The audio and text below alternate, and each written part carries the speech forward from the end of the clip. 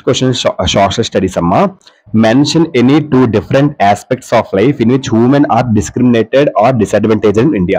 ఇండియాలో ఉమెన్ పక్షపాతం కోసం డిసడ్వాంటేజెస్ కోసం ఒక essay.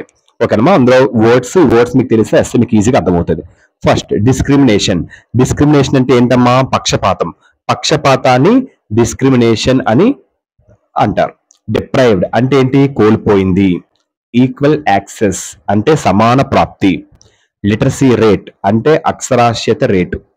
54% compared with 76% among men. పురుషులలో 76%లో పోలిస్తే 54% మాత్రమే మహిళలు. జెండర్ ఇన్ఈక్వాలిటీ అంటే లింగ అసమానత. వైలెన్స్ అగెయిన్స్ట్ ఉమెన్ అంటే మహిళలపై హింస.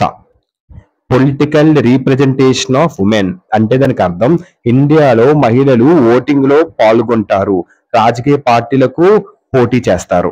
దాన్ని political representation of women. Sex ratio అంటే ratio of males to females in a population.